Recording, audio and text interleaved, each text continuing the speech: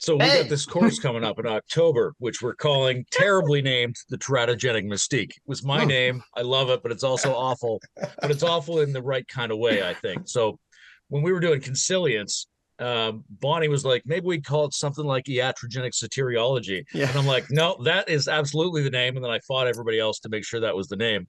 I think a similar thing about teratogenic mystique. It's like right on the edge of what's recognizable as language. But Eh, teratogenesis is, becoming a mutant or becoming a monster. hmm. And so the idea of the course is how does A, the monstrous and the magical work together? Okay. And B, how do both of those operate uniquely within the wisdom field and offer something that you don't find in the more tidy realm of new cognitive science, Buddhism, and esoteric Christianity, so to speak? Right, right. No, How do we hey, get weird and let's what's messy in this the thing yeah, up a bit, huh? Come exactly. on. I think that's what we're thinking. Uh, Mhm. Great. Mhm. Lovely. Well, this is the right. I'm glad you clarified because I was on the other side of the edge of language until you did, but that makes good sense. And I really, my own journey in relationship to this opens up all sorts of weird associations across a multiplicity of different monsters and magic, as it were. So happy to be part of the conversation.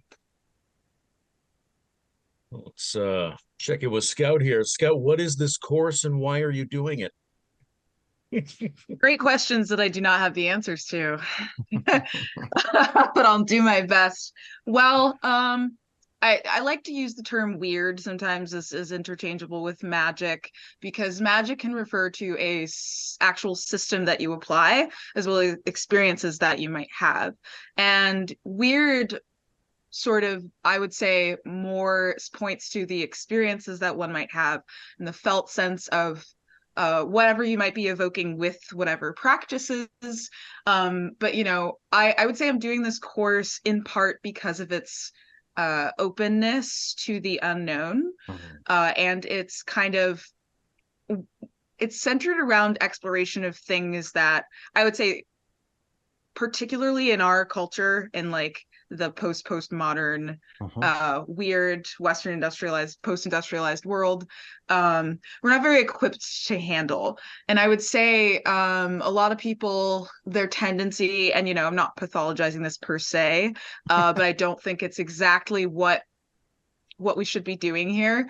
A lot of people are disconnected from their ancestral roots, particularly in places like the Americas. And to go back to some sort of traditional framework doesn't exactly feed, what it is that they're needing out of ritual practice, out of spirituality. And so with this course, it being so experimental in nature and sort of drawing from so many different cultures and different philosophies, and it's basically just a clusterfuck of all the things that you can possibly think of. And I think that's good. I think that's a really good way of becoming inspired and actually creating our own traditions and practices out of the traditional and even maybe out of the modern and postmodern as well, so that we can be more authentic in how we're practicing. I mean, I went to a ritual practice retreat recently, a couple days ago, and it drew from many different traditions, but ultimately the rituals that we free time were completely emergent, just coming from the instinctual and intuitive parts of ourselves. And I think a lot of people don't realize that these are natural, inherent human qualities, these practices of magic, the connection with what I would call the weird, or the otherworldly. And it's really just about reminding people that it's already inside of them, as opposed to, teaching them something new or initiating them into some traditional framework. So that's very exciting to me. It's at the core of my own practice. And I like doing it with other people because then I can steal their secrets and their names. I think you got a great subtitle here of the clusterfuck of everything you can think of. So I think that would be, I vote for that as your subtitle. That's right. That's what we're going to call this video. Okay. You better not be joking. I'm counting on you.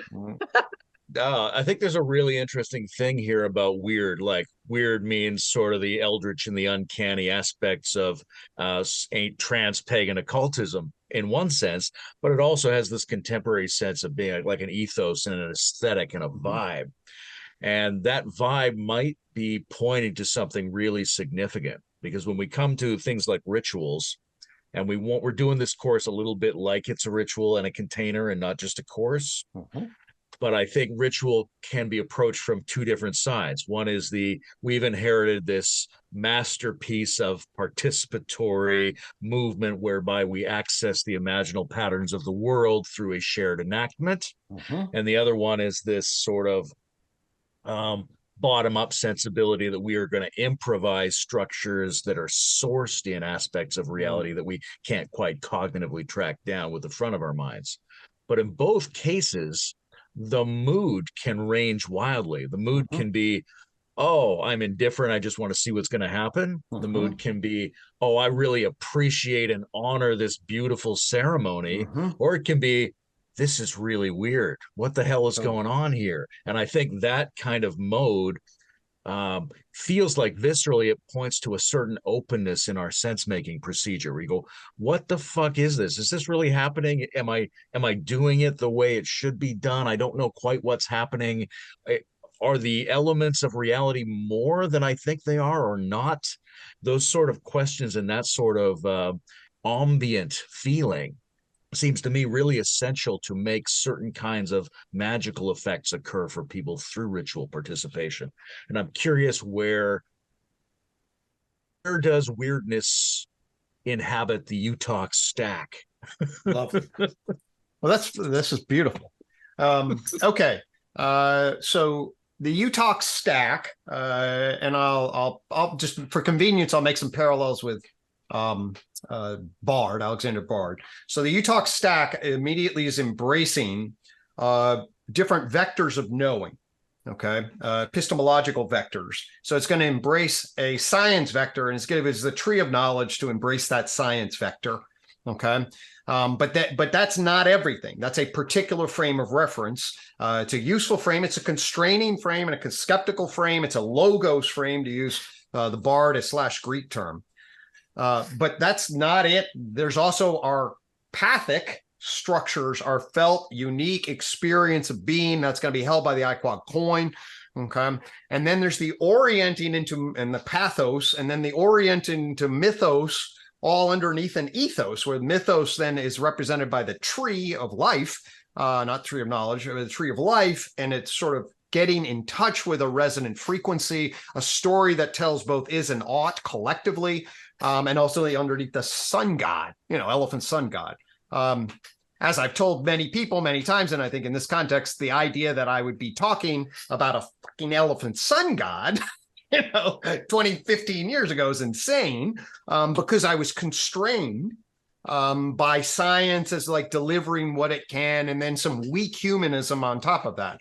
I didn't have a deep appreciation for how constraining the scientific knowledge system is relative to our human embodiment, and why we need different vectors of knowing. I over-exaggerated propositional constraint and underappreciated perspectival, participatory, natural animism.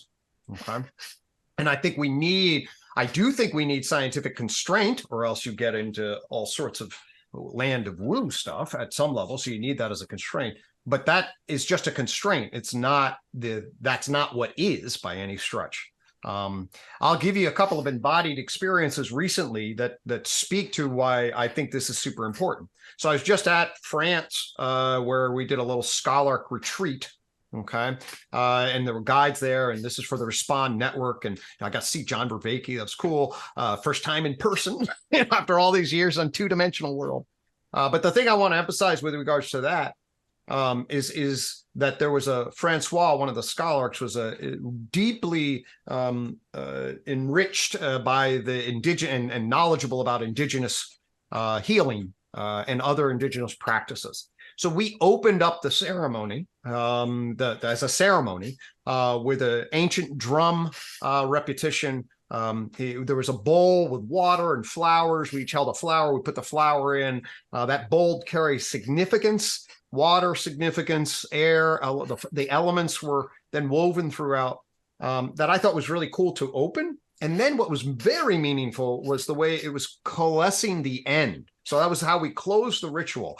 And there was a lot of symbolism with leaves and stuff like this. And I was just amazed at the participatory, perspectival, animistic flavor and how absent that is in so much of my life, and how much I appreciated that the way he crafted that brought us some sort of gestalt and our hominid primate systems that just saw us in nature together, doing symbolic things, with the water, with the flowers, with fire.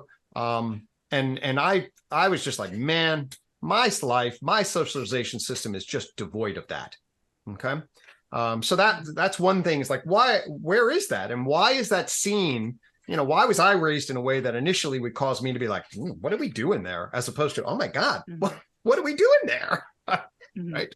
Greg, I'd love to follow up with what you're saying about animist practice, because I think in the frameworks that you're speaking about, scientific, rational, and them being constrained, what makes them good at what they do is their capacity to separate things. And animism is based in, most animisms are based in a relational ontology. In fact, most people who traditionally practice animism, most indigenous cultures who are animistic in nature, I'll use Shinto as an example. Shinto is not about belief, it is about action. And so I think part of the conflict there is that it is inherently something that cannot be rationalized. It is something that must be done and something that must be felt.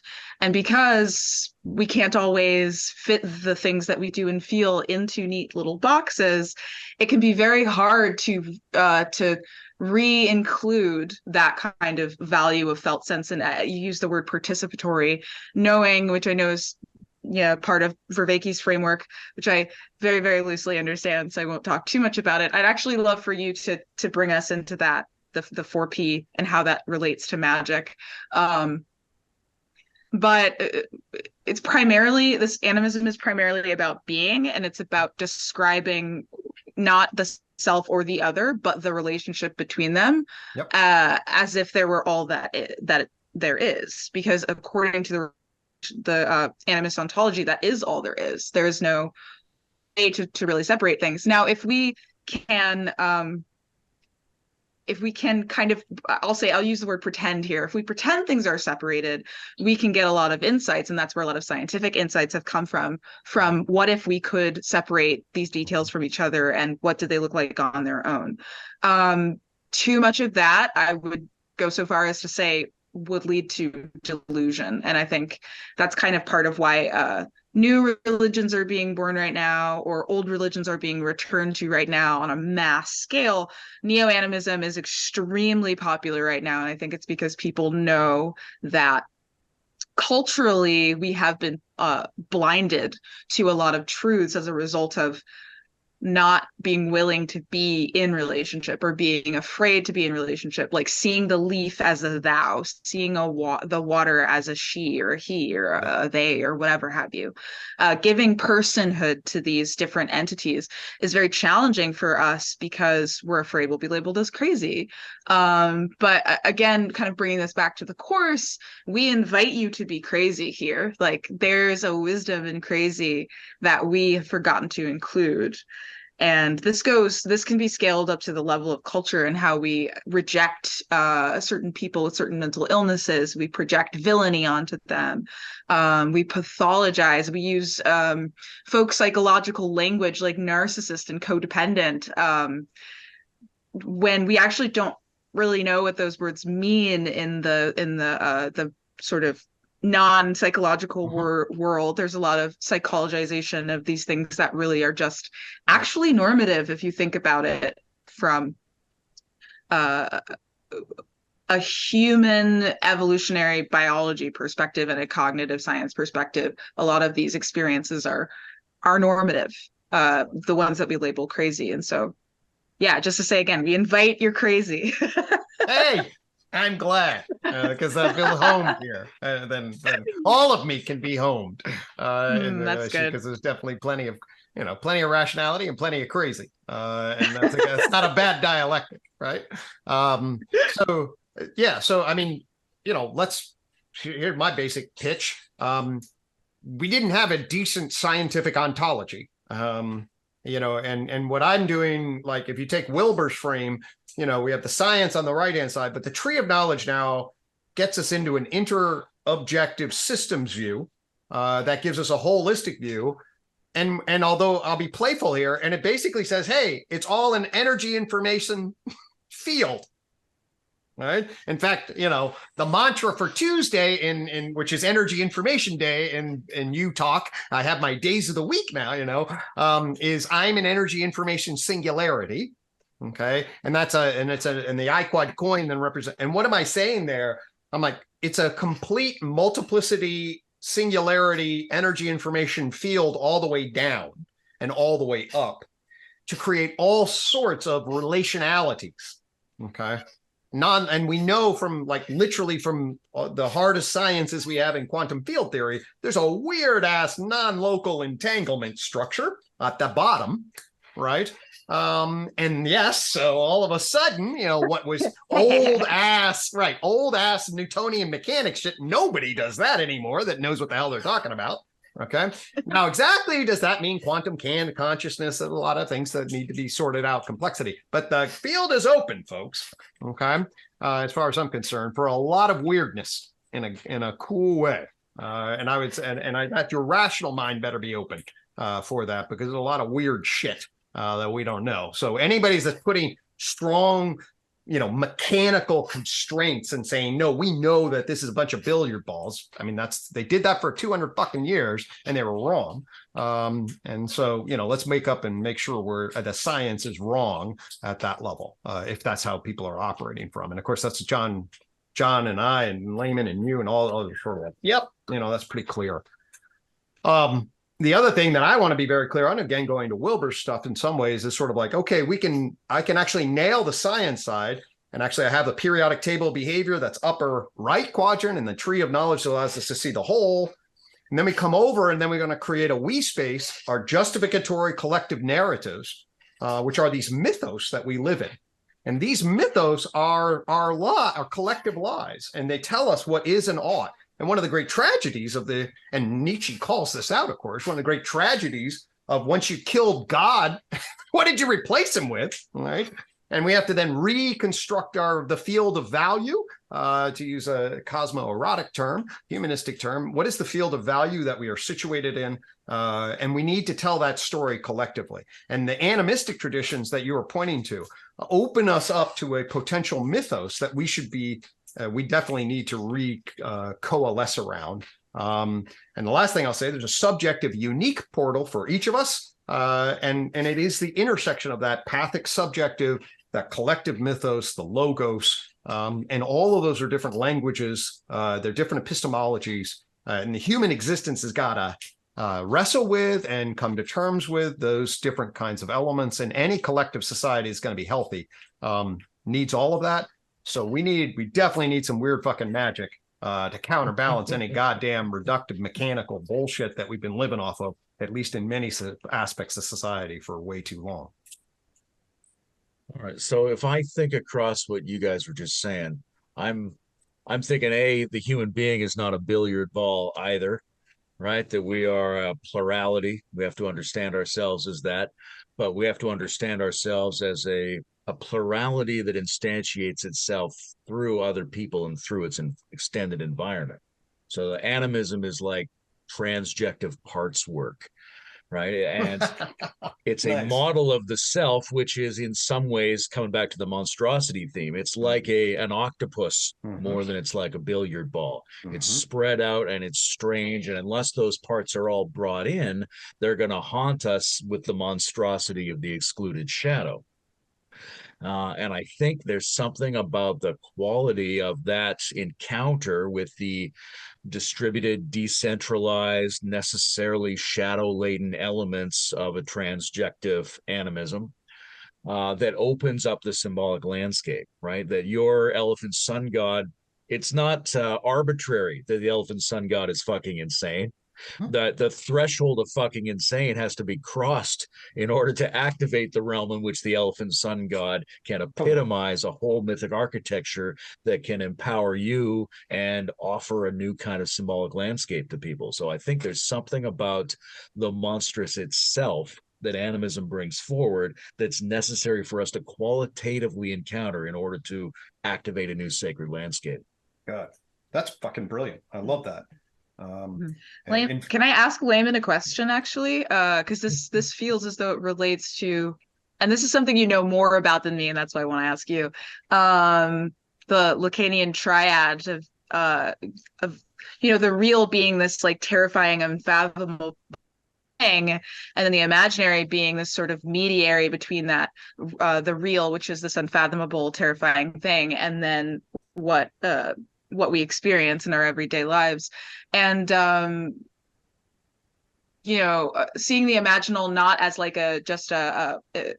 we have to be careful not to be reductive when it comes to explaining animism. I think it's inevitable as like thought-centered people to kind of say like to reduce it to some sort of psychological framework, but I see it as there's a part of us that mediates between the unknown and unknowable vastness of our world and our larger universe, and the things we can't comprehend we do experience. And the imaginal is less of a mirror reflecting you back at yourself, and more of a medium, of a language, of an exchange between ourselves and this great other that we can really only experience as objects, or even hyper objects, as these large beings that we can experience parts of if we allow ourselves to experience parts of them. And there's wisdom in that you can't get from psychology or the hard sciences.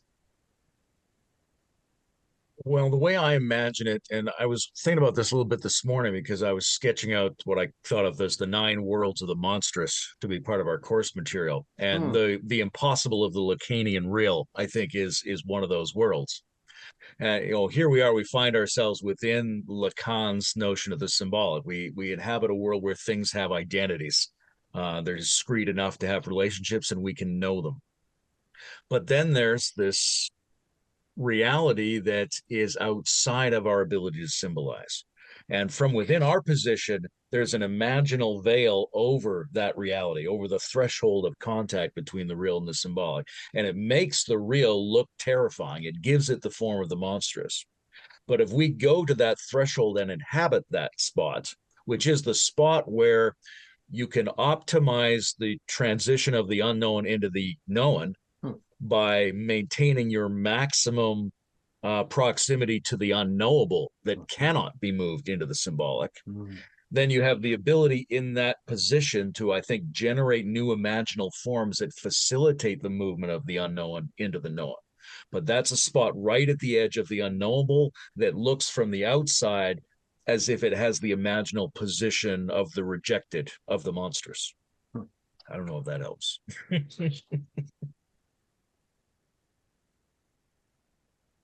That was a perfect response. That's well, and so I'll see if I can riff off that, but a sec by going back to the octopus, okay, and embodying here both propositional, perspectival, and participatory imagery. So one of the ways to think about the brain, okay, is a skin turned inward. All right. In fact, the way it develops is sort of like the skin turned inward. And I just turned my brain into an octopus. Okay. And now it's flowing through my skin into the tentacles of the world around me and wrapping itself in energy information and gathering up that energy information field. And now all of a sudden, my eyes are the center of the monster with 8 tentacles to give us a 9 marked monster. Okay. And playing with that kind of structure, playing with what that does embodiment wise, playing with what it does in relationship to conceptual, enacting that. We could see if we were sitting around with 8 other people in a room right now, you could just start to feel your way into being a tentacle in that structure. To me, those are the kinds of things that we need to be opening up far more than we do. And that's why I'm glad we're having the conversation. Mhm, mhm. One of my teachers is Josh Schrei, who does the Emerald podcast. And on a recent retreat that he was running for his students, he gave us this practice of listening with our whole bodies. And so, what is it like to listen through the skin? What is it like to listen through the feet or through the hands? And it really coincides with my concept of not my concept, but something that I've termed thinking with the whole body, which sees, I think the average person thinks that all the thinking happens in the brain, but I would challenge people to feel thinking in their whole body. Like, how does the hand think, and how is that different from how the foot thinks or how the eyes think?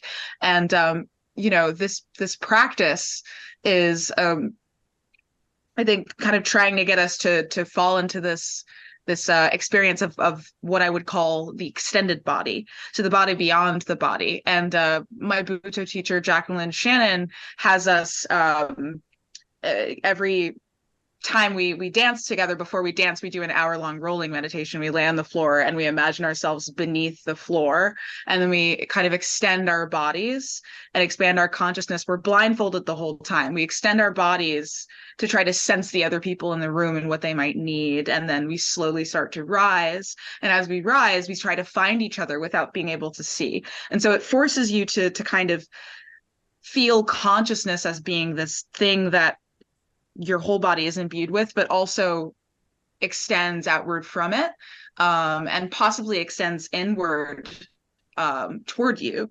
And these kinds of practices are kind of like what's really important about this practice in particular with the extended body is that you are doing what's called dual processing. So you're doing top down and bottom up. It's not just getting into your body and out of your head, because it's understanding how the head exists everywhere. Yep. And yeah, I was just throwing that in. Well, this is, so both 4E cognitive science, John's tradition and UTOK, basically both make this point. UTOK does it with the 4 E's that John wants to actually extend a bunch of other E's with, but all the whole idea is that, cognition isn't just in the brain, but it's this embedded, embodied, extended, enacted element. UTOK does this slightly differently, just basically says, hey, we fucked up our language structures, and actually what we should be starting with the property of mindedness, and mindedness is the whole animal in the agent arena relationship. And that's essentially 4E cognitive science view of mind, which basically means it's the dynamic, complex entirety of the system that you need to be considering. Yes, you can drop inside the nervous system and say various things, but you don't pluck out mind. That's not the property any more than you would try to find life in the property of a molecule. Life exists in the cell as its complex adaptive system. Mindedness exists in the sensory motor looping structures that we engage in, and then we build mental models off of those sensory motor looping structures. That's what we often call the mind, and then we talk about that in terms of self-conscious mind and justification and things like that. But the point of it is that what this is showing, as far as I'm concerned, is a misconstrual of mindedness, and it's a waking us up to mindedness and what's available to us. And to go to John's point, John is super big on participatory knowing, the 4 P's. So just propositional, that's type it out through language to make meaning statements. Then you have perspectival, that's through the sensory perceptual landscape to be able to see what's salient and pull things out and be able to take perspective. Procedural, that shit that you can do that are skills that are either automatic, like to learn to tie your shoe, or more skill-based stuff like doing procedure, like surgery or something. And then fundamentally is participatory. The participatory is the agent arena relationship. It's the felt sense of the identity relative to others in the world. So what you're describing there, Scout, was what your person's doing is you're fundamentally breaking and reforming your participatory relational identity with the landscape of the dance floor, with the landscape of each other. Each system then is given an invitation to feel your way into a new participatory landscape and then enact and embody that. That kind of stuff we never did in school in any way that was like guided. There was nothing along those lines. But that's the argument from an evolutionary perspective at a propositional level. It's like, actually, folks, that's what we did Before we talked, that's actually how we understood the world, by the way. So maybe we should, get back to that some and get whole again, for the love of God. Mm-hmm. Can I request we pause so that I can go to the bathroom real quick? Mm-hmm. Sure. Okay. Okay. By the way, Scout, tell Josh to get in contact with me because I did this recording for a thing on the West Coast a couple of months ago about AI as the beginning of the age of sorcery. And then everybody who heard it was like, oh, have you also heard the Emerald has a recording about that? So, like, in my mind, Josh and I have a similarity on that topic. I'd love to interview him about that. It's an interesting moment with the new joint point because it seems like the new technology opens up a realm that is, for better or worse, describable in magical terminology. Mm-hmm. Right? There's a certain sense in which you're going to be able to use your voice to interact with non-human intelligences to restructure the nature of a world whose fundamental reality becomes increasingly derealized for everyone. That's a very interesting situation to be in. Totally. But I'm curious from Gregg's point of view whether you see a parallel emergence between the cultural technological eruption that's going on and this shift that I think I hear everyone talking about between learning to recognize a split between the inner and the outer and then learning to unrecognize that split, right? In the trans split world. Is that trans split world different than the pre-split world, a kind of psychology that goes nicely with the fifth joint point? Lovely. Yeah. And the short answer is yes, hopefully wisely.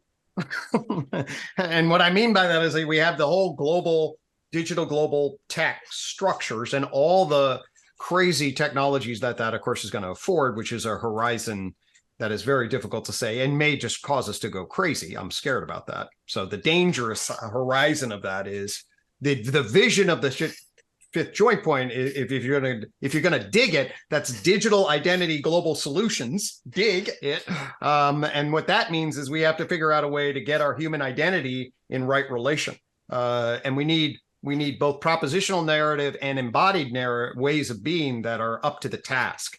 And I think a transjective inside out, a slogan in UTOK is inside out, outside in, forward.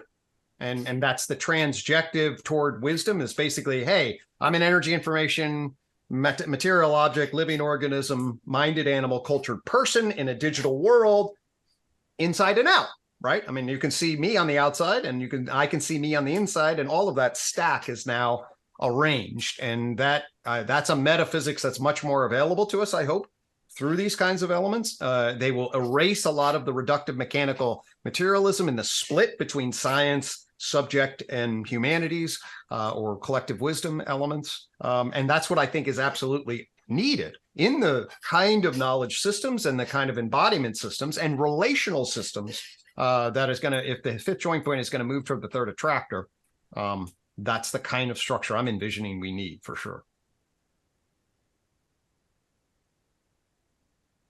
I'd like to bring up coincidence because here's one of the elements of the monstrous, which is a reasonable person has to confront the people who want to talk about magic and coincidence and synchronicity and gods, and there's something horrible about these people. But that's a horribleness we have to risk in order to press the boundaries of what we understand to be the actual cognitive nature of reality. Okay.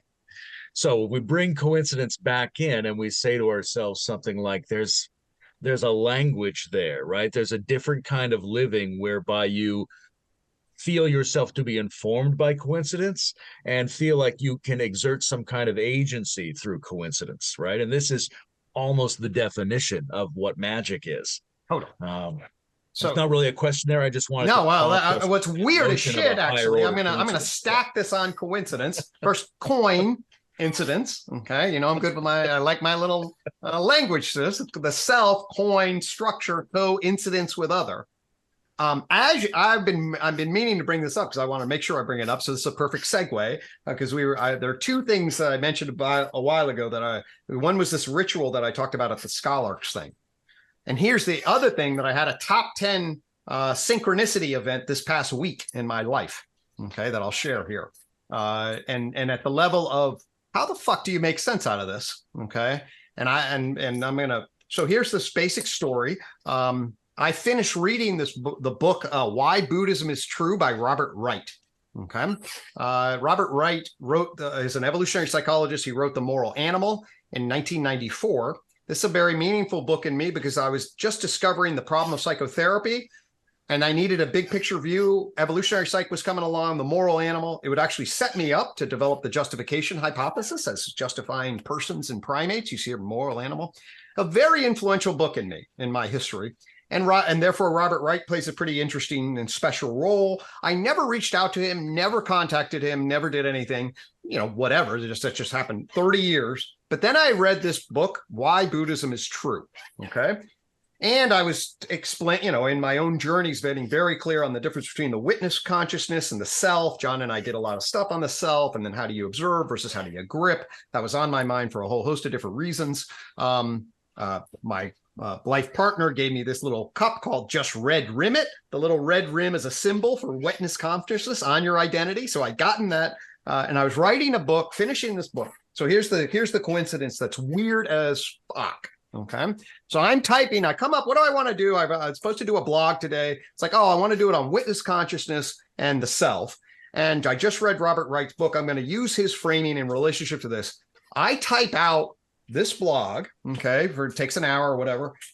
And I've been checking my email. I go finish typing up. I'm about ready to send the blog to Marcia. Okay. Within 3 minutes of me having go to then send the blog, an email had come in from this guy, Aaron, and he's like, hey, dear Dr. Enriquez, I'd like to introduce myself and I'd like to make a connection to you and Robert Wright. Robert Wright says they just wrote these books and he did this and he's got a big history view. The two of you should really get together because I think the two of you would have a lot of powerful things to talk about. I'm 99% sure no one has ever reached out to me before to ever talk about Robert Wright. Okay. And yet he's been an important figure at some level in the background of my consciousness for 30 years. What the is the likelihood, right, that I would be within 3 minutes of me finishing a blog, my first blog I ever wrote on Robert Wright, of an important figure that I never reached out to, who had an important, experience on both witness consciousness and the self. And within 3 minutes of me finishing, opening up before I send it to Marcia to double check it to be published, this has come into my consciousness and said, hey, you should draw a line between you two. I'm going to come in as Aaron, and I'm going to draw a line between you and Robert Wright. Okay. Now that is coincidence. I mean, that is like, okay. Yeah, my skeptical mind can always say, well, 1 in 300 million happen. Whatever you want to stick on it. But my pathic mind is obviously impacted, right? There's a grid, there's a felt energy in the world that is lining that shit up. I can't help but my participatory identity feel that. And certainly at my coincidence level, my coin level, I'm fine with this. That's weird, cool, and maybe the universe works in mysterious ways. So that's my embodied story of recent coincidence and connecting witness functioning self. And there's a weird world out there. And the pathic systems and mythic symptoms, I think, of our knowledge system should be open to them as long as we don't go off the deep end. But man, that's cool shit for me. I'd like to talk a little bit about the relationship between transrationality and our relationship to the coin in terms of the process, not just that the coin represents the self, but the process that the self goes through. Transrationality, which is kind of what we're wanting to explore in the course of the teratogenic mystique, but in a more of a, shall I say, deconstructed way, where like transrationality can sometimes be used as a bypass to try to dismiss pre-rationality as not being necessary anymore. Whereas I see it as sort of this loop where you go, you have to descend into pre-rational in order to bring it through rational to become transrational. And this process of turning the coin, I feel, is not only representative of that, but it's I think that perspective on coincidence, or I prefer to use the term synchronicity, is transrational in nature, because you have an openness to the possibility that there is divine orchestration. You do not claim that there is divine orchestration, but you do not dismiss that there could be divine orchestration. I think of Jason Ananda Josephson's Storm, wrote the book called Metamodernism, The Future of Theory, in which he talks about sort of how do we do theory in metamodern ways. He talks about Zeteticism, which is skepticism turned on itself, or he phrases it as we cannot always know when we know. And so, if you can feel something, the potentiality for that thing to be real is there. And even if it's not real, it's real because you've experienced it. If we can get people into a place of revaluing their felt experience, which is, in my personal opinion, sort of what I'm like a Demberist metamodernist. And so the core of Demberist metamodernism is that felt, what we know is what we feel. And so if we can reincorporate the importance of felt sense knowing into our culture and our practices, I think we're gonna see more coins turning, so to speak, and more experiences like the one that you're describing, Gregg, will be coming out of the shadows, just being able to discuss them more and normalizing them. And I think that in order to avoid going off the deep end, we need to be jumping off together, if that makes sense. We need like an intersubjective framework that validates these crazy experiences that we have. We normalize them. We can contain them if we normalize them. We can contextualize them if we normalize them. So thank you for sharing that. That's fucking awesome. Well, that's beautiful. And certainly speaking from, I can place my science hat on, right? And I pull out my little tree of knowledge and I'm like, well, I can track all this. And like, I don't know how to make sense out of that. The science, this attitude at the core of philosophy of science, in my view, is agnostic. Okay, and essentially committed to an anti-foundational agnosticism. In other words, science is always open to potential revision. It's a database structure. We don't know what you don't get revelation of God. You have some notion. It gives us some interesting constraints that makes it, that I think is important to be, if we're going to jump, let's jump together. Let's also keep science as a constraint in terms of like, well, this really is troublesome. If you start drawing a bungee cord, you need a bungee cord. You need, if you like the tree of knowledge is like, it's continuous. You start putting shit that doesn't, that has no continuity and said, well, okay, this force came out of nowhere and did this thing and it doesn't communicate at all with any other forces. I mean, we get this with Rene Descartes and you're like, well, that's really hard. Now we're going to give up any kind of descriptive metaphysical coherence if we do that. And that's a big deal. So we want to be very careful about that. But we've overpaid attention to that. We can have the constraint and recognize there are other ways of being in the world that we shouldn't be skeptical about at the level of like, oh, there's no valid epistemology there. Bull fucking shit. How do you think people lived in the world before science? They had a valid epistemology, they had a pragmatic, subjective, valid epistemology that did all sorts of beautiful things in the world. Okay, it's a different kind of epistemological justification, but it has all. Science doesn't tell you to go home and like, okay, this is how you say this to your wife. I mean, that's not what science does. Your subjective experience of being does. And there's all sorts of ways to cultivate that kind of knowledge. And we better be, I speak of myself as a scientist, I got trained, is way constraining and arrogant and narrow. It didn't appreciate its own limitations. It overshot in relationship to what it said. And it constrained the development of, say, if you want to do an Ian McGilchrist, right hemisphere stuff. You want to do John Vervaeke, perspectival, procedural, and participatory knowing. For me, there's an entire wisdom stack that's been opened up across multiple different language fields that can be in much greater resonance, and science is just singing one of the tunes, an important one, but not the whole damn thing. And it's been drowning out. I think this is basically Wilbur's point as well. It's been drowning out a hell of a lot of our other potential intelligences, and we need to wake up to them for sure. Seems like there's a scientifically extended notion of conventional statistics and probability that we all sort of have. right? And that may undergo changes in the future, right? David Deutsch, Stephen Wolfram, people have some significant arguments about why we might be misperceiving what probability is. Yeah. Nonetheless, we have a sense in which a lot of things are possible, and we are filtering the possible to produce salience, and we're doing that in an unconscious manner. And the way we're doing that could be more or less significant. It could give us more or less agency. And I'm really curious about the way that that can potentially function at higher levels of the stack, because we sort of have this idea that, okay, we've got these unconscious things, but those are the lower levels. And here we are at the top of the stack, a conscious, waking adult personality in a society.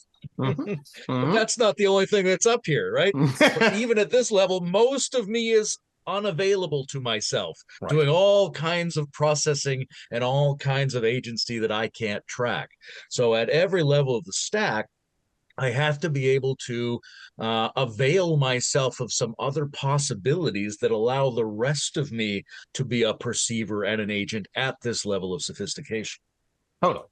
And to me, that's the right attitude of a coherent, integrated, pluralistic embodiment that each one of us are, and then need to be placed in relationship.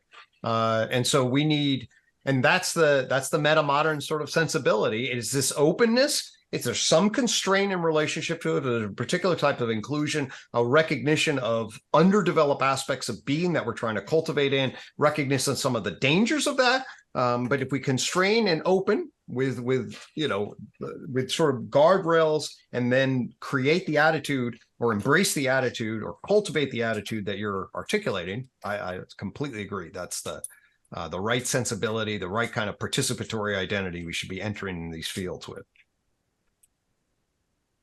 I'd like to shift the conversation a little bit towards the practice of ritual, and the theories of ritual, if that works for y'all, because I'm curious, Gregg, how ritual practice lands on the sort of the stack of matter, life, mind, culture. I know about it mostly on the level of culture, and then a little bit on the level of life, in terms of like how our rituals connect us to, say, cycles of the earth, so that we can feed ourselves and know how to feed the earth properly, as well as things like rites of passage and rites of affliction, which are more psychological tools, but also tools of attunement, to attune to the collective body of the tribe, or the collective body of the biosphere. I'm sorry, I meant the bioregion. But I'm curious how these, how different genres and characteristics of ritual can kind of be enfolded in, or can be recognized in, the matter, life, energy, matter, life, mind, culture, sort of stacking of things. So are you willing to say a little bit about that? Oh, yeah, I'd love to.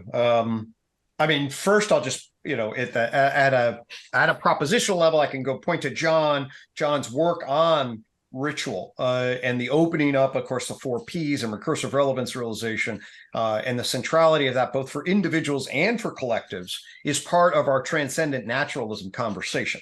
And the utility, the meaning, the underdevelopment of ritual, and the looking at ritual, and to pull in ritual to create collective intelligences. So that's, I consider myself adjacent to John and woven in with him, and he's got a lot of really refined and sophisticated things to say about that. So I'll just point to that. Okay. The second thing that I'll say in terms of what happened, as you know, in terms of my own personal life, one of the things that I was missing in my current, my marriage and my kids, was our belief, value, propositional stuff, and our embodiment was off key. We weren't living wholly, okay, as far as I was concerned. And that was all part of the meaning crisis and all this other stuff. And I was much more salient to that than I think, my wife and my kids were. But from my vantage point, we had failed to, because sort of the meaning crisis, because the chaos of the normal capitalism, there's just a fragmented, broken lifestyle that isn't coherently integrated. And then, of course, I got hooked up with Marcia. Marcia loves UTOK, and then we start living together, and then we build this UTOK monastery before she gets deported by brilliant individuals that know that she's a danger to the United States security. But that's a whole nother story. That's for ritual. But in the context of that, as you know, we started living this. So here's some rituals that we developed. We developed a belief value mantra called the UTOK Credo. Every morning, we pick a creed, a belief, a value, and a mantra that we're then going to live by today. Okay. So today's mantra is I shall hold logos, pathos, mythos, and ethos in right relation. So that's just, give you an idea of like, hey, how do I hold this? And that's just one example. Another example that emerged in terms of, you asked about the stack, and we shared on this, but I'll just reiterate it because this has been by far the most meaningful ritual, if you want to frame it that way. It doesn't come like with boxed ritual, although there's some, but it's the theory of the week that we developed. Okay. And so today's Mind Animal Day. Okay. And the mantra for Mind Animal Day is toggle between self and awareness. The discipline is psychology.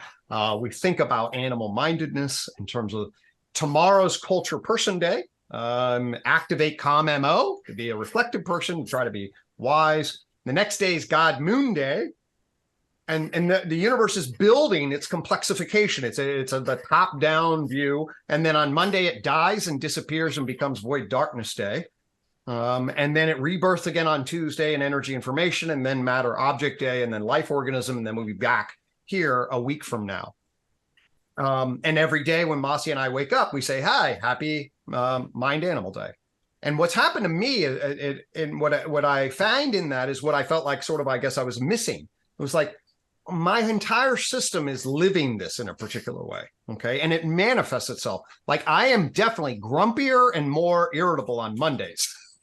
Bad shit's happened to me, and it's just sort of like, yeah, fucking Monday. So I'm pissed and a little grumpy. And then I wake up on Tuesday now, and it's like, okay, I've got new opportunities for rebirthing. I sort of went into my darkness. I allowed some of that to be metabolized. I gave myself freedom. You don't always have to be some goddamn sage. You can kind of go around and be grumpy for a little while, especially if bad shit's been happening to you, and some bad shit's been happening to me. And it's like, okay. So for me, what I have seen, at least, is I've embraced the UTOK structure from the science side, then into the humanities, into the lived world, is this need to weave, or this inclination, this drive, and what feels very healthy, to weave in these worldviews into our practices, into our relationships, into the rhythms of the week, the cycles of time, and all of that. And I think that many societies have historically just known that intuitively and built enormous amounts of ritual into their world.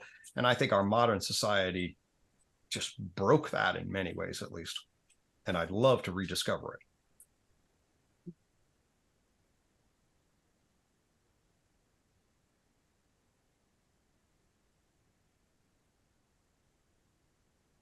Layman, can I ask you a question? Please do. How does this sort of I forgot the question. Never mind. Feel free to leave that in, by the way, when you're editing. Well, that's actually really interesting, because I think a part of this, one of the things the monstrous also points to is the unintelligible. And is there some way in which the patterns we can't track are nonetheless workable? Things that can't be compressed into the conscious foyer of the left brain.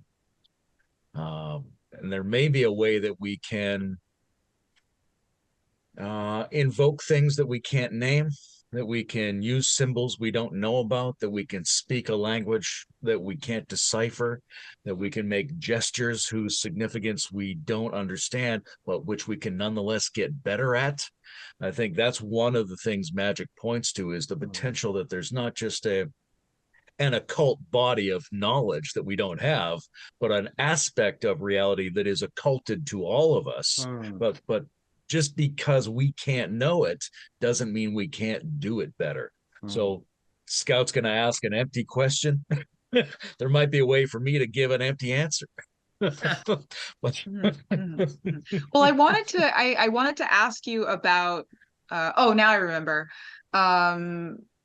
maybe we can talk a little bit about the 4 themes of the course and how that kind of ties into what Gregg was speaking about in terms of his and his partner Masya, their everyday spiritual practices, which are aligned with UTOK, but ultimately get at this deeper layer of what it means to be human instinctually and intuitively, relationally. That's kind of what I got from what you were sharing, Gregg. No, totally. Yeah, was that ritual practice exists on all of the levels, the energy, matter, life, mind, and culture. Well, maybe not energy, but maybe matter, life, mind, and culture. We can kind of locate different aspects of ritual along each of those lines, and I wanted to see how that ties into the practices and the themes of the course that Layman and I are doing. So Layman, maybe you can talk a little bit about your 2 modules, and then I can go ahead and talk about mine.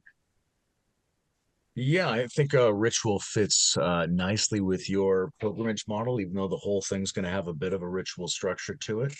So we're doing 4, and Scout's going to do 2, and I'm going to do 2. Okay. The 2 that I want to focus on are entities and lineages. And there's some really interesting things around that, like the mode of relating to reality as if there were entities there, which goes back to animism, even though we've made a number of really interesting discoveries and emergent forms of thought over history that tell us, okay, maybe that and that and that are not really best conceived of as entities. Nonetheless, the utility of the entity mode is much richer than we previously thought. And I think it goes beyond something like a Martin Buber suggestion that we can access the Judeo-Christian sacred through the I, thou framing.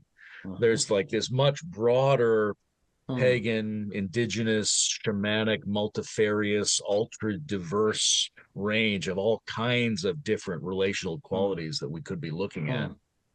And like I was saying a moment ago, to me, one of the most interesting ones is the notion, the possibility that there could be unintelligible entities, right? And whether we think of that as, in a Stephen Wolfram sense, some other part of the pattern universe that we just couldn't possibly compress into patterns, or whether we think of it as just some strange aspect of the evolved capacity of the human psychoorganism, whereby we can do some kind of relating to our own environment as if it was completely unknown to us.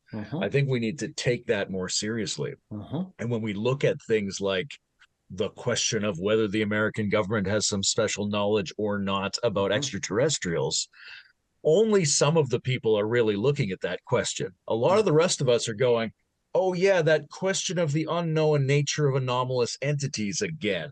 We've been facing that question for a long time. And is there something we should know about that? Is there a way of getting better at standing in front of that feeling that we've had before? So that's some of the stuff I want to get into in the entities section. In the lineage section, one of the things I think that's really pertinent is, do the Hermetic and occult lineages have anything to tell us about bringing forward a religion that's not a religion? So you can do a story and go, hey, we had shamanism as the dominant form of human religion for 100 to 200,000 years, and then we got a couple thousand years in which you overlaid civilization on that. Sometimes it flourished, other times it got suppressed, and it kind of got split. So you got a surface level spirituality and religion, and you got this underground spirituality and religion as a kind of countercultural movement that attracted, sex cults, magic, anybody who wanted to try alchemy, anybody who wanted to try forbidden science experiments, all that kind of stuff was there. And is there a way to bring that back together now is an important question. But while that was occurring, especially in the last, say, 500 years since the time of the Renaissance, there have been in Europe and then in America these fraternities, these networks, these semi-available occult fraternities. And they've done some things we want the religion that isn't a religion to do, right? They've been transcultural. They've been intuitive and scientific. They've been able to persist despite.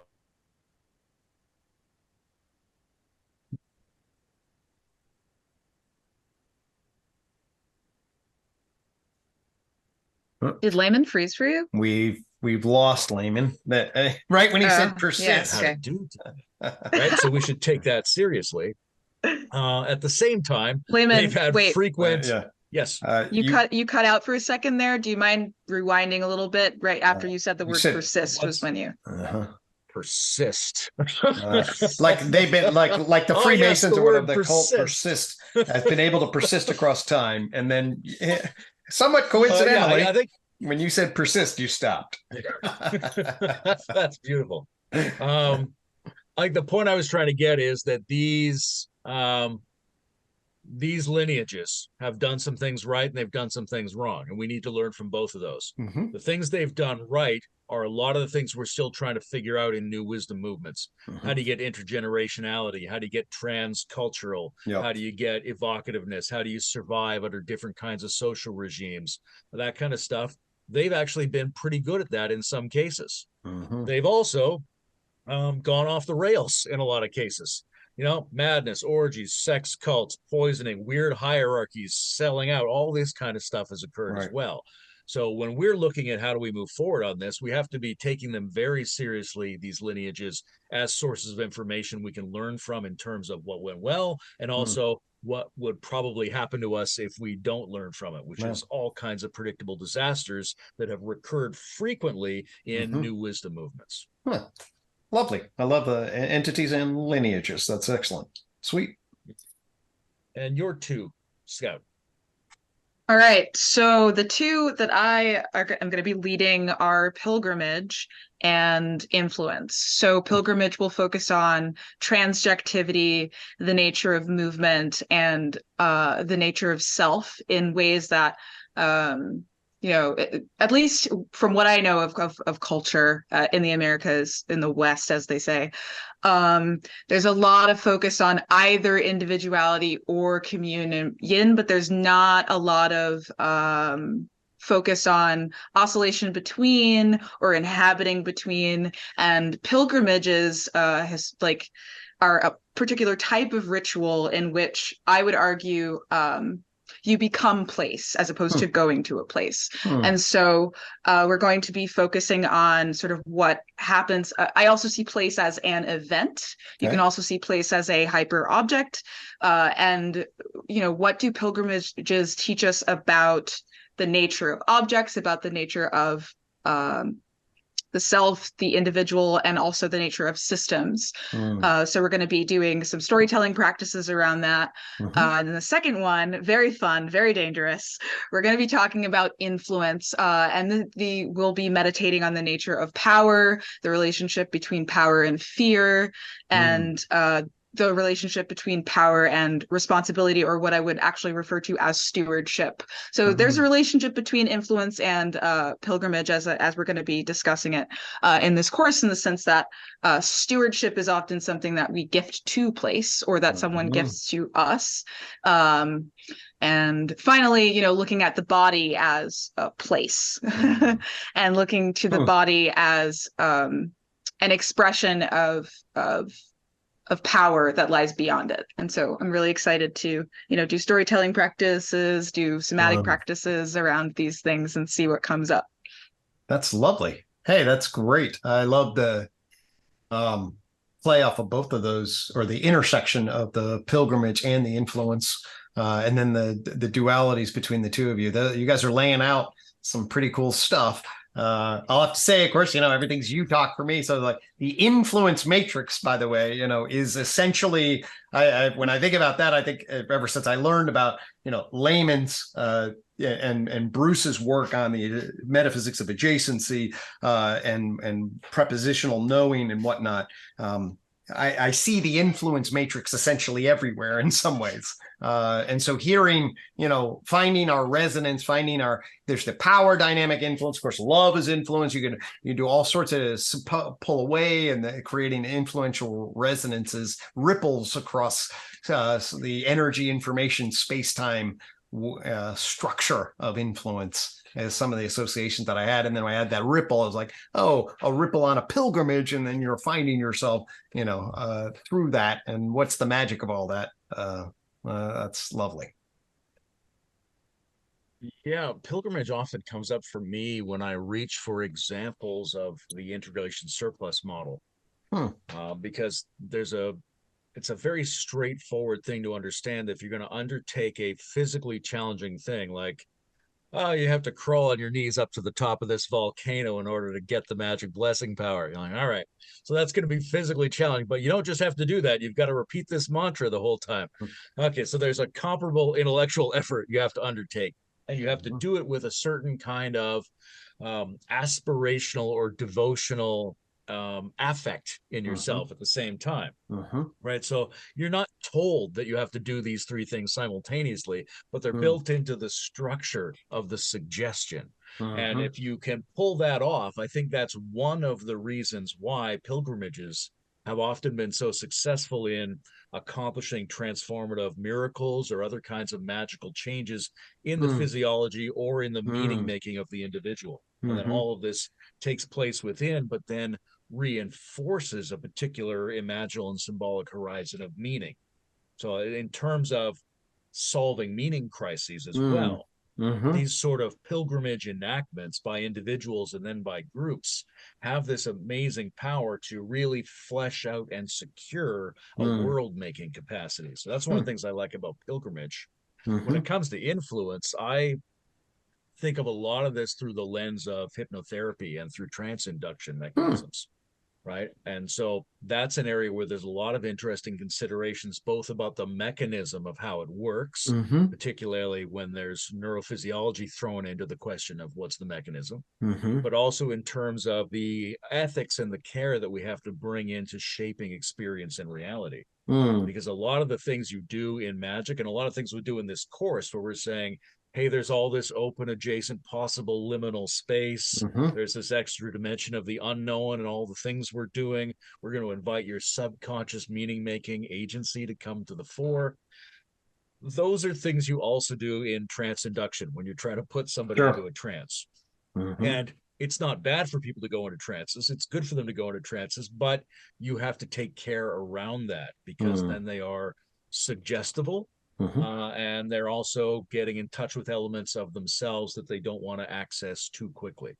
So I think that the ethics around influence is something we should really get into, but also the mechanism, which I see as something that's not too difficult to lens in an Ian McGilchrist sense. Right? I very often think that a lot of the trance induction mechanisms, which play a big role in ritual, are sort of pointing the left brain at the right brain. That if you've got one lens that targets specified meaning and another that opens up to unexpected patterns, if you say, hey, let's specifically target unspecified meaningfulness, then there's a kind of balanced threshold condition, which no proof of this, but in my fantasy, that's the normal waking state of the archaic ancestor. And one of the reasons they could engage so magically and so participatorily in their environment is they might have had a different kind of left brain balance than the one we've had for the last few thousand years. And these modules, what's the basic structure? A couple of episodes on each one per one. Do you guys have is it open? What do you have a sense of the course structure that way? I'm curious. Yeah, the course structure is we recorded a conversation on the nature of magic. Okay. So that's the first part. Then we've each got 2 theory modules, which are going to be recordings that are available. Then there's going to be 4 sort of practice sessions where we're both present, but we each take guide on 2 of them.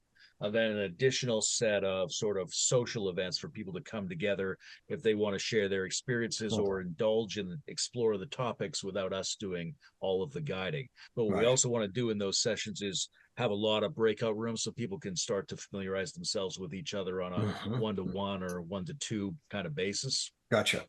So yeah, that's the overall. Okay. That helps. And it's basically all of October, and then ending at Halloween. Okay, perfect. That sounds good. You're muted there. Sorry. Speaking of Halloween, what's interesting about, the relationship between the modules that I'm doing and the modules that Layman is doing, or that at least on my end, I'm seeing a huge overlap in regards to influence, pilgrimage, and lineage. Although entities also, because most animistic or indigenous or traditional frameworks have relationships with the dead in a particular way that the dead are now the monstrous in our sort of modern or postmodern society. The dead, like we have the undead or we have ghosts, but we don't have a relationship with these dark beings as fully or as healthily as some, indigenous and traditional cultures once did. And, on pilgrimages, oftentimes people have experiences where they feel connected to the history of that land in synchronous ways. I know coming to the Carolinas, I'm currently in North Carolina, coming to the Carolinas has been that way for me as someone who has a lineage of people who settled somewhat near Appalachia. And so, these, as far as, sorry. As far as lineage is concerned, I'm really interested in the relationship between ancestor as entity, ancestor as a leader of pilgrimage, and ancestor as influencer, or as influencing through connecting to one's lineage. There's for a lot of people who, even in the postmodern world, are still very deeply connected to their roots and they can trace themselves back to shamans. These people carry a terrifying power that often repels people, and often there's projection that this person might be dominating or crazy. I've seen that happen a lot with people that I know. And so if we can get communities to be willing to hold that degree of power within a person, things like influence can be less dangerous. I think we might see less tendency towards cult behavior if we're actually prepared to hold these things that we think are crazy, such as the existence of like guardian spirits or ancestors or something along those lines. So yeah. That was a bit messy coming out, but I think we both get the idea. Well, we were messy coming in, and so it's messy. That's true. That works. Well, there's something I love about that, Scout, which is, Tom and Mark, who sort of partially runs Parallax, who's they're doing this course. We've had a lot of conversations, him and I, about causal and acausal magic, about the kind of magic where you try to make something happen versus where you're just sort of opening omnidirectionally to this kind of magical way of being in the world. And I think there's a huge role for that, for becoming kind of inhabitants of the magical realm collectively, to give us a security against the tactical use of this to manipulate us, which is a big deal now because we have machine amplified processes of manipulating us. But it's always been a big deal, right? If there's one person in a group who's especially good at coincidences and other states and activating different parts of themselves, that can be problematic, but it's way less problematic if all the rest of us also have a lot of experience sort of breathing the air of that realm.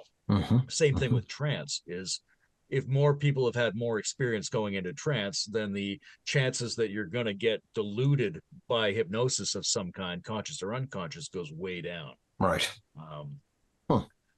So I'm mostly focused myself on that sort of acausal thing, but there's an element I wanted to come back to Gregg on with sort of targeted magic.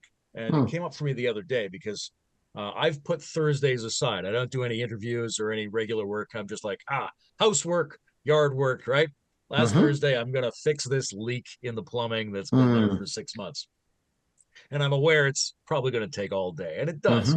You chart it out and draw it, right? You have an intention. You have your diagrams. You have your journeys. There's these ordeals, back and forth. And then toward the end of the day, I'm getting really close to hopefully not destroying the entire house's plumbing system. All of a sudden, things start to vanish, right? I'm like, I can't find my headlamp. I look everywhere. It's gone. And then I very slowly got to search and find it, and then something else seems like it's gone. It's like things are slipping out of my cognitive map. And I thought, it's almost like they're being snatched away. It's almost like I've chosen a form of manifestation. I'm going to cause a spell to happen. I'm going to fix the plumbing. But I didn't make any sacrifice, right? I didn't touch that element of the monstrous. And now something's trying to take something from me in exchange, which if I was a smarter magician, I would have offered something up front, which is how the ancestors did it. But I'm curious from your point of view, Gregg, from the UTOK point of view, how you think about the perception of the world as a field of transaction. Because there's something about magic and there's something about sacrifice, which is a way of being in the world modeled on a transactional framework. Right. Yeah. Well, I mean, again, for me, what I would say is we want to be opening ourselves up to different participatory modes. And that would be, the transactional engagement, I think, is an extensional mode of basically being in reciprocal relation. And opening ourselves up. I'm going to take, I'm going to give, this is going to come into my system, and this is going to be eliminated from my system in relationship to that. I think enacting those kinds of modes and those have to be, behavioral investment theory basically says, hey, you're an investment value system engaged in transactional exchange across a wide variety of different domains. Layers and stacks of being. So for me, what that does is that brings this, unknown, but I think enormously rich, potentially enormously rich way of identifying one's sort of agent arena iterativeness, if that's a word, in a way that feels that you could play around with and do all sorts of different kinds of, sort of intuitive, pathic, mythic kinds of modes of being around, for sure. I don't know if those are sort of loose associations in relation in a messy sort of way, but I think to bottom line is it jives with a number of vibes. That was well put towards the end there. I have a similar story in regards to sacrifice, which, let's go there. I was in the woods last weekend doing a sort of ritual practice retreat with Josh Wright of the Emerald Podcast and some of his other students. And we were instructed to listen in the woods. And so we went into the woods and around the property and just speaking to things, just being in space with things and seeing what comes up. And as someone who already does this practice a lot and sometimes ends up, bringing the voices back with me, I was a little like, I don't know if I want to do this right now. But I was walking and just listening and came upon a clear boundary. Like I could just feel visually, aesthetically, it felt closed off, and somatically, spatially, it felt, like there was a barrier there. And so, I heard a voice in my head say, in order to go further, in order to cross this boundary, you must offer a sacrifice. And I thought about it, and I've been reading a lot about sacrifice, particularly in preparation for this course, but also just because it's an interesting dynamic that I feel like a lot of people want to avoid because of what comes to mind when they think of sacrifice. And I realized, I thought of a practice that I came upon a couple years ago, having to do with going to the water spirit and offering to the water spirit. And the practice goes, go to the water spirit and offer it your grief, offer it your sorrows, your anger, all of the things that you think aren't worth anything because you've been suppressing them. Feed those to the water spirit. So, as I'm in the woods, I'm like, I've decided to feed something that I no longer need inside of myself to this, and I could feel everything just kind of open after that. And so, interpretively, I like to keep things loose. I don't want to say that I was projecting my own psyche onto the woods, because even Jerome Bernstein, who coined the term transrationality, warns against pigeonholing magical experiences like that into, it's a projection, or it's trauma-based, or it has something to do with some sort of pathology. But also, we can't go back to interpreting it as a spirit. I met a spirit in the woods. That's how I like to phrase it. I like to phrase it that I met a spirit in the woods, because I like to honor the agency of all beings, even if those beings are complex systems or complex biological systems that I'm interpreting through my imaginal. They're still beings. But you know, we can sacrifice things that it doesn't have to be like a baby goat. And I think people immediately think of something so extreme when they think of that because of the way that indigenous cultures have been pathologized for the past 200 years. How we are always kind of offering, you know, our presence is an offering. Our presence can be a sacrifice. We can sacrifice physical objects that we no longer need in the first place. And sacrifice is really just a form of offering. It's a particular form of offering. And so if we start to frame it that way, you know, the transactional piece sort of transforms into a devotional piece rather than, you know, focusing on the getting and giving duality. We can just focus on what is flowing in and out, because you think of it as like you open your house, when you throw things away, you create space in your house for more shit, so that you can hoard more shit later. You know, that space is always dying to be filled. And this really, I think, reframes the concept of sacrifice in an important way. That's lovely. So did you, after you did that, perspective on sacrifice?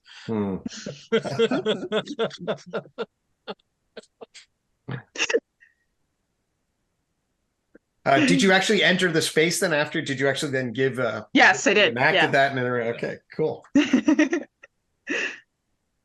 Yeah, I'm really curious about the role of intensity and the potential of pre-trans fallacies to get involved in the notions of sacrifice, right? That I think where people have been pathologized and where individuals have a trauma or something that they have to deal with, very often there's this sense in which maybe if you hurt yourself enough, you could either fix something that went wrong in the past or get out ahead of being hurt in the future, right?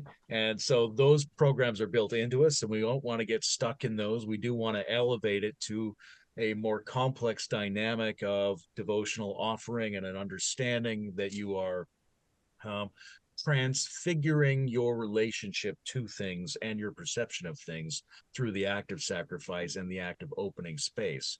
But we also want to make sure we don't get caught into a model of sacrifice that's a little bit too nice and comes out of being an extremely nice part of world history right now. And there may be something in the monstrosity of it, right? The awfulness of the notion of sacrifice, of what would it take from me to actually slit that baby goat's throat, right? We may not want to actually do that, but touching that threshold of the monstrous, I think, is important to keep in the conversation of sacrifice. That sounds, I look forward to those modules. Run, baby goat. Matter of fact, I'm killing a baby goat right now. Speaking of that.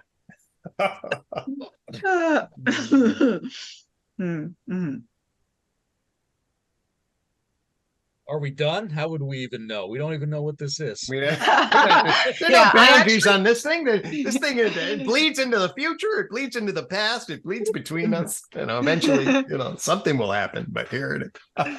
Yeah. I actually do need to go in about 10 minutes. So it would be probably good to wrap up. And I do feel like we peaked about 15, 20 minutes ago, and I can feel that. And now it feels like it's settling. So this is that sounds good to me. Yeah, no, well, actually, so thank you. I really appreciate you guys joining me in this conversation and giving me a window into this upcoming course. I really, I got a lot out of the conversation and appreciated sharing a little bit from a UTOK worldview, this intersection for sure. Beautiful. UTOK's compatibility with traditional magic has always fascinated me. And I hope that we continue to explore those parallels, because it's some wild shit to be perfectly frank about it. And you know, thank you, Gregg, for bringing us on. Amen. Yeah, an approach to the natural sciences that embraces that which is fucking insane. That's a really sweet spot to be in, and it helps us coordinate our attempts to go to the very edges of things as well. So yeah, thanks, Gregg. All righty. Love you guys. Good luck with the course and take care.